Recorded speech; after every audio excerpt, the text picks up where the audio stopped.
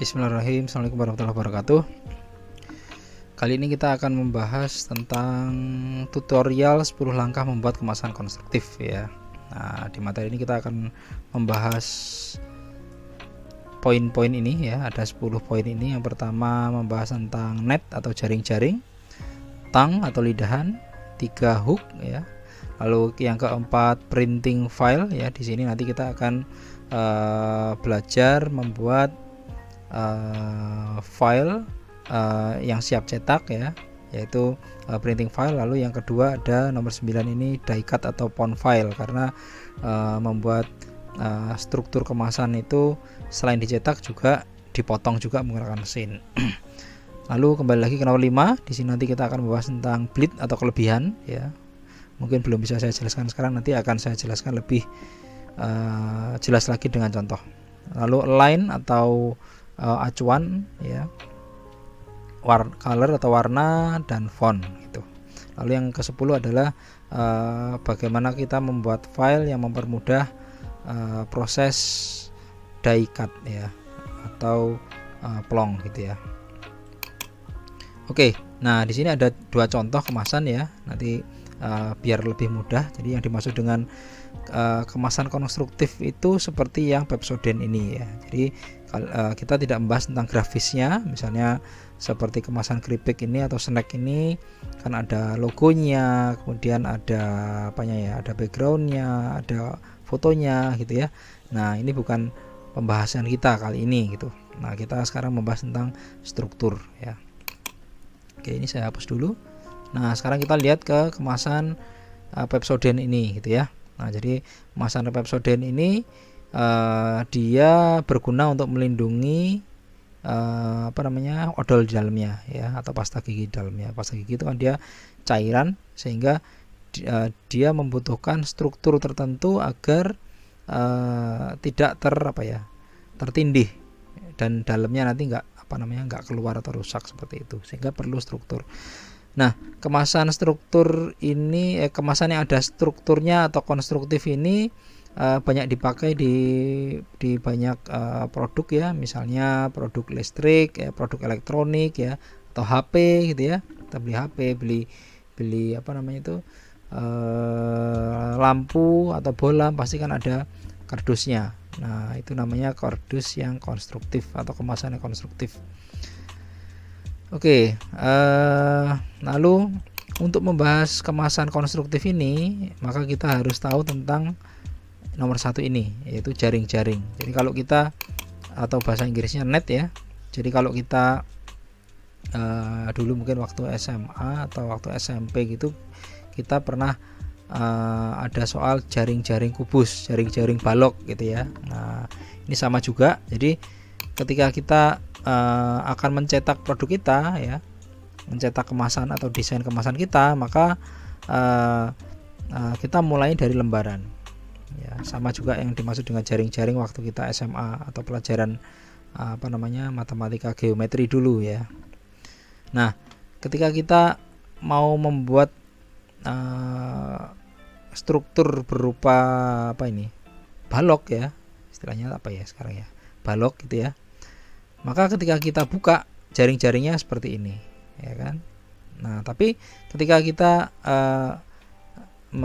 membuka hanya seperti ini, maka dia nggak akan bisa tertutup seperti ini, sehingga dibutuhkan beberapa beberapa tambahan. Nah kita bergeser ke ini. Nah kalau kita buka kemasan odol ini ya, maka kita akan mendapatkan seperti ini ya kan. Nah ini. Nah, kita mendapatkan objek seperti ini kan ya. Nah, di sini kita bisa melihat bahwa ternyata kemasan yang model ini aja nggak bisa gitu ya. Model yang ini aja nggak bisa, yang model ini aja nggak bisa. Kita perlu ada tambahan-tambahan lain. Nah, di ini yang disebut sebagai tang atau lidahan gitu ya. Nah, ini yang disebut dengan lidahan, yang semua yang ada warna hijaunya ini adalah lidahan gitu ya.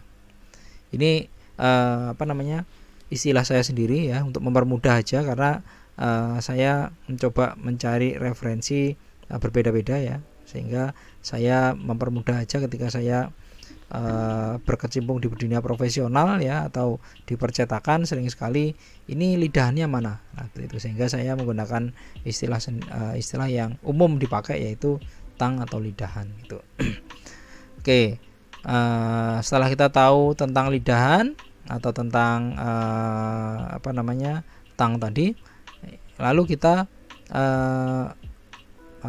melihat lebih detail lagi. Nah, ternyata di bagian sini ada juga semacam lubang kecil gitu. Nah, di sini ini saya zoom ya. Nah, kalau awalnya seperti ini, ketika saya zoom di sini tuh ada semacam lubang kecil gitu, atau sayatan kecil. Nah, ini yang disebut sebagai hook atau kaitan gitu. Nah, ini yang membuat kemasan ini dia terkunci ya. Jadi kalau kemasan ini hanya sekedar dibuat seperti ini, dia nggak mungkin akan nempel gitu ya. Nah, sebaliknya atau selanjutnya, setelah kita buat kemasan nempel seperti ini, itu sebenarnya masih bisa juga dia lepas gitu ya. Sehingga diperlukan kuncian atau kaitan lagi agar dia nanti bisa menutup gitu ya. Nah, ini yang disebut di nomor 3 ini, atau yang kita sebut sebagai hook atau kaitan gitu ya. Oke, ini sudah kita bahas. Kita kasih warna apa ya? Merah deh. Oke, lalu printing file ya. Jadi setelah kita memahami prinsip ini, maka yang kita pikirkan adalah ketika kita sudah membuat ini, maka bagaimana kita ngeprintnya. Nah, ini yang penting sekali ya. Kita harus bisa memahami bahwa ketika kita ngeprint sebuah objek, jangan sampai garis-garis ini muncul gitu ya. Jadi maka kita harus memisahkan file ini. Ini karena ini sebenarnya tadi untuk pemahaman aja, ini saya singkirkan dulu biar nggak mengganggu. Nah, ini saya copy dulu. Oke. Nah, jadi ketika kita ngeprint ya, maka kita fokuskan pada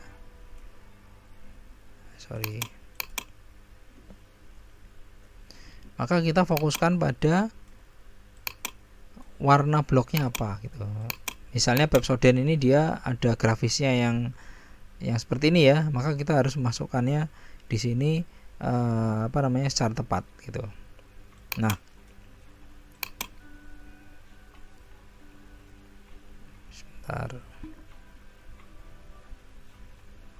Nah, di sini kita seperti tadi yang saya jelaskan, bahwa kita harus menghilangkan garis-garis ini gitu. Karena kalau kita lihat di Pepsodent ini kan nggak ada garisnya kan ya. Coba kita lihat rusuknya atau pinggir-pinggirnya itu kan nggak ada garisnya gitu. Sehingga kita harus menjadikan dia satu objek atau satu struktur grafis ya, yang dia tidak mengandung garis-garis ini gitu. Nah, sehingga biasanya kita menggunakan yang namanya bleed ini atau lebihan gitu ya. Nah, contohnya seperti ini misalnya, karena objeknya kita sudah meletakkan jaring-jaring ini di tengah, maka kita kasih warna. Nah, misalnya katakanlah kita buat full aja ya. Nah, misalnya ini fullnya warnanya apa? Kita kasih warna biru misalnya. Nah, ini kita hapus dulu. Ini ceritanya kita sedang membuat odol warnanya biru gitu ya.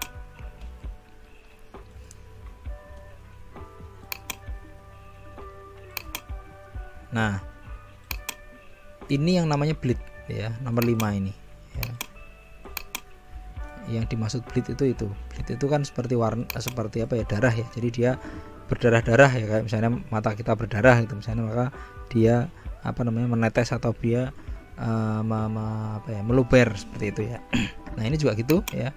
Jadi warnanya misalnya awalnya kita maunya biru, bukan berarti kita dipaskan biru seperti ini. Nah, itu salah gitu ya. Kenapa? Karena kalau kita paskan seperti ini, ketika nanti motongnya dia nggak tepat ya, misalnya seperti ini, lalu motongnya nanti dia nggak tepat, maka akan kelihatan putihnya ya kan. Motong itu bisa banyak cara, misalnya kita bisa menggunakan cutter atau menggunakan gunting ya, tapi karena kita untuk industri maka pasti menggunakan pisau pon atau mesin pon ya, atau kalau bahasa Inggris mesin punch gitu ya. Nah, ini salah, maka yang benar adalah kita harus membuat bleed atau warnanya itu full. Nah, seperti ini gitu. Lalu selain kita membuat warna full, kita juga tidak boleh ada garis ini sebenarnya gitu ya. Oke, tapi nanti akan saya bahas ya. Nah, misalnya ini katakanlah ini ada grafisnya, maka kita letakkan grafisnya di sini. Ini saya kasih grafis yang umum aja, misalnya ABC atau ABC seperti itu. Nah, ini adalah apa namanya itu, halaman printing. Oke, saya kasih ini ya, saya kasih nama apa namanya, nama filenya atau nama page-nya adalah printing.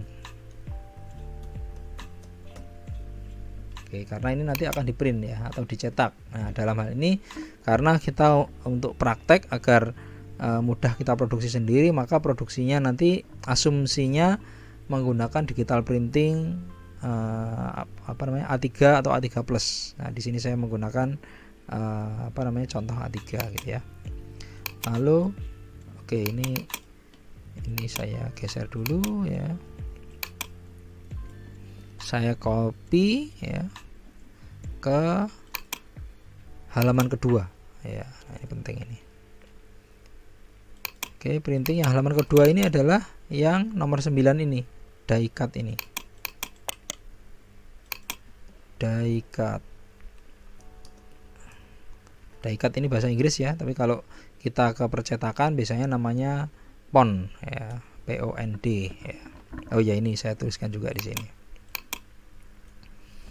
Oke, kita sekarang membahas ke printing dulu ya. Nah, karena tadi rumusnya adalah kita tidak boleh meninggalkan garis ini, maka kita harus menghapus ini semua tapi tetap memberi apa namanya sedikit tanda ya, agar memudahkan ketika memotong gitu ya. Nah, tanda yang biasanya digunakan itu adalah yang ujung sama ujung biar nanti mudah.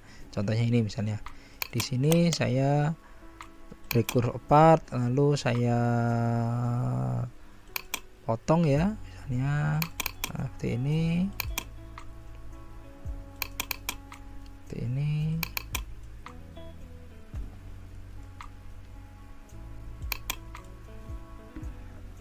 Nah, ini juga saya potong ya. Oke, tujuannya apa? Nanti kita buang ini.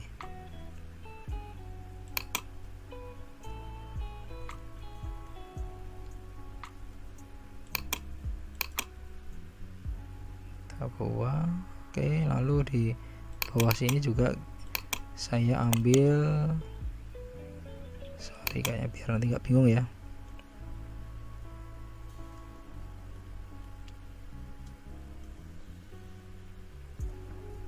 Oke, tadi sudah kepotong yang sini ya. Oke, yang sini juga, yang ujung sini ya.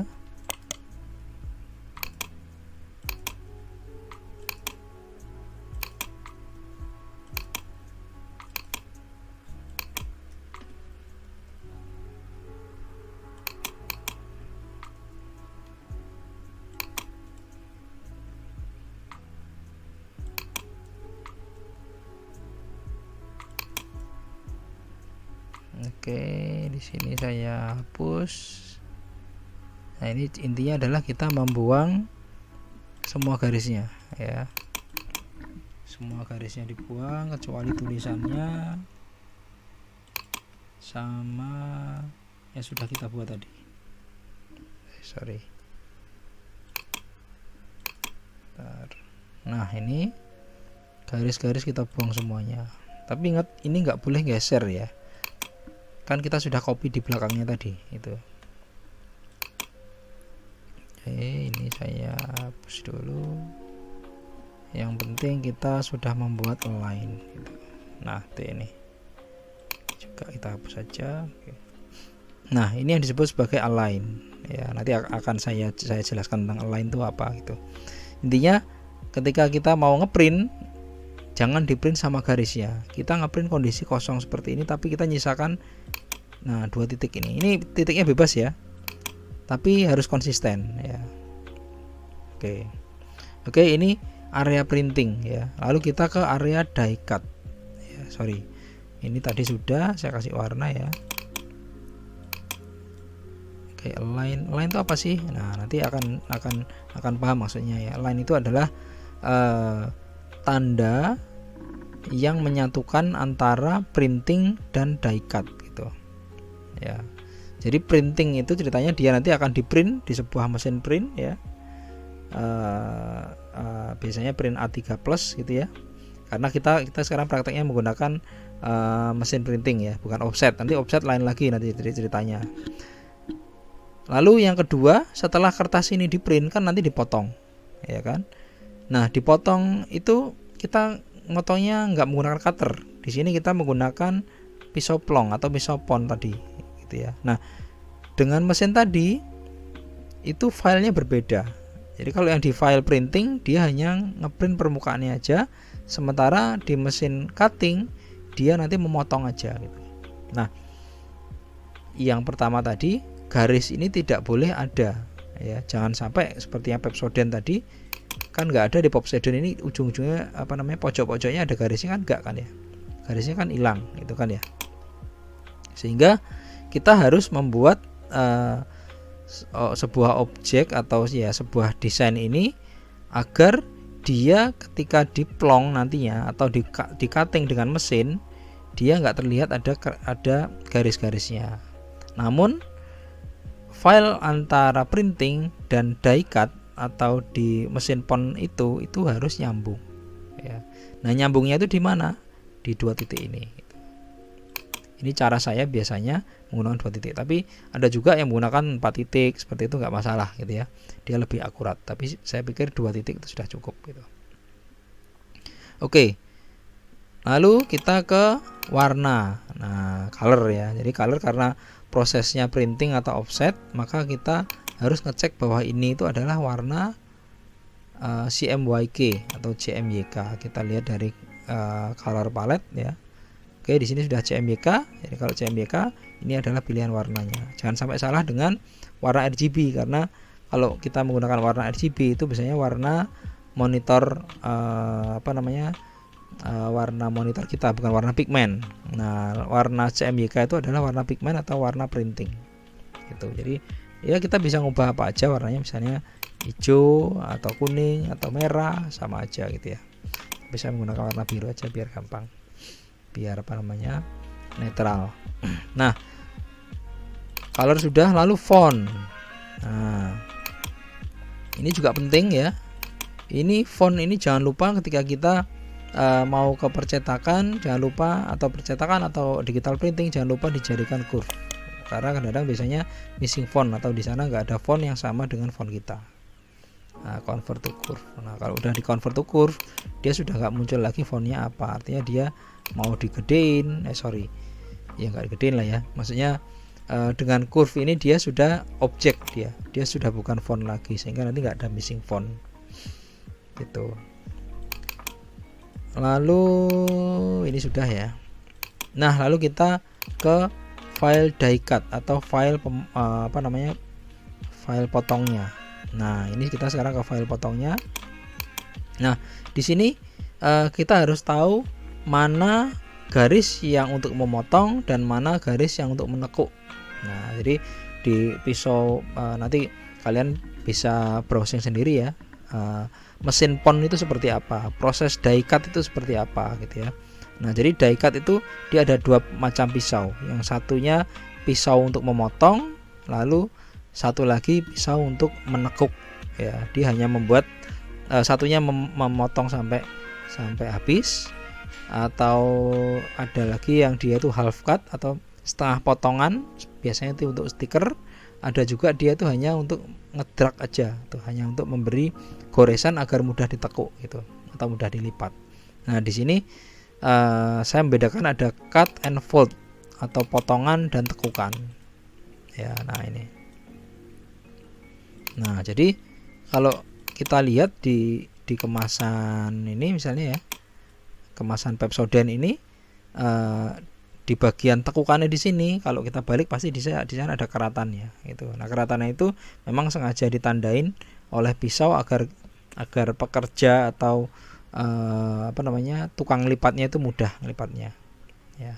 Nah untuk mempermudah tukang die cutnya, maka kita harus mengubah mana yang ditekuk dan mana yang yang dipotong.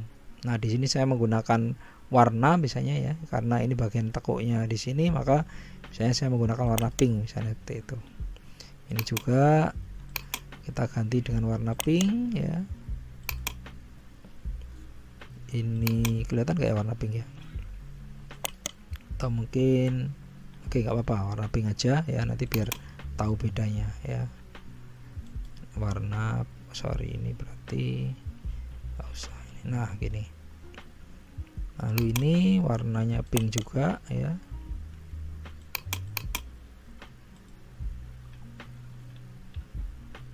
Oke ini sudah benar. Lalu ini tadi kayaknya hilang ini.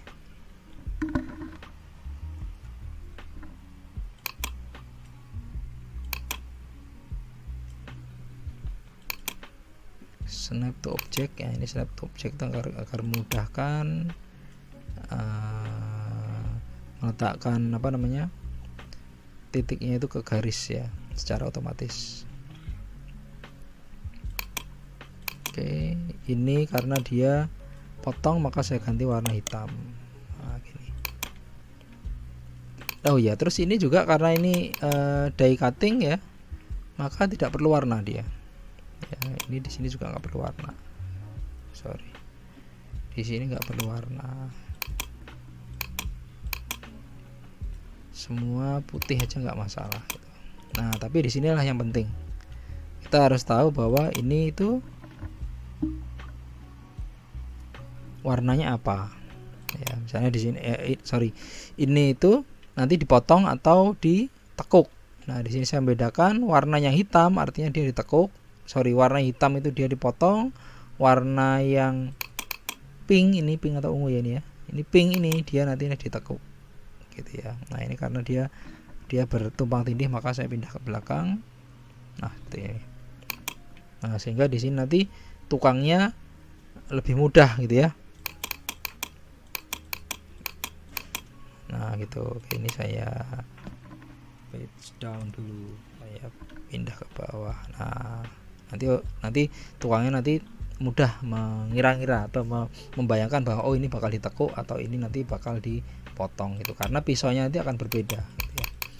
Ini saya nggak menjelaskan detail tentang proses pemotongan, nanti kalian bisa browsing sendiri ya, bisa cari di YouTube ya. Tapi kita sekarang sudah membuat dari sisi desainer ya, sebagai desainer gitu.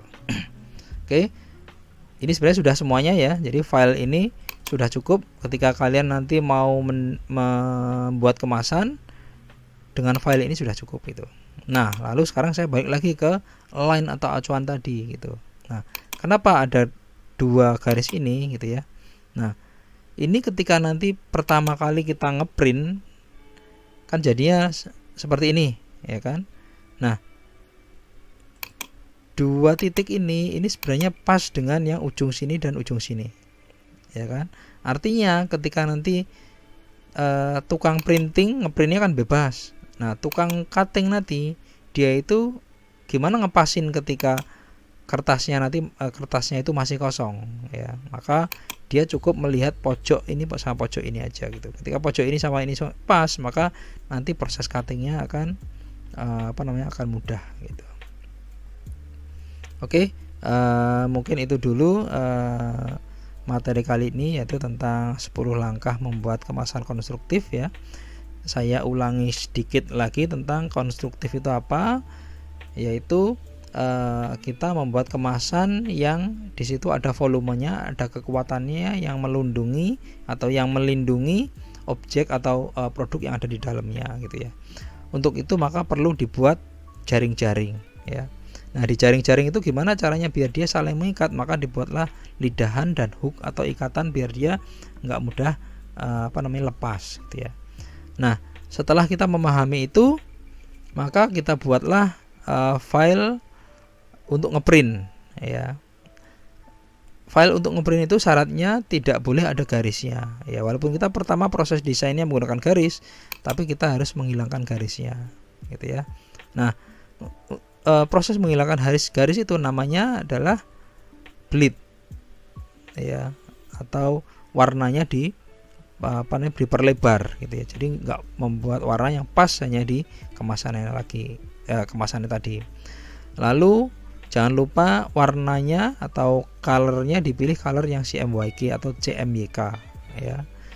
Kemudian fontnya juga harus di curve ya, untuk jaga-jaga nanti bagian percetakannya dia nggak memiliki font yang kita sama dengan font yang kita miliki gitu. Lalu tahap selanjutnya adalah kita membuat die cut-nya. Nah, kalau yang pertama tadi di print, maka yang proses yang kedua ini nanti dipotong dengan mesin, namanya mesin pon ya. Tapi kalau bahasa Inggrisnya atau kalian cari di YouTube gitu istilahnya die cut gitu. Nah, di proses die cut ini dia ada proses memotong dan proses menekuk ya. Maka kita perlu membedakan garisnya menjadi garis potong dan garis tekuk gitu. Oke, mungkin itu dulu dari saya ya. Nanti silakan dipraktekkan. Semoga bermanfaat. Assalamualaikum warahmatullahi wabarakatuh.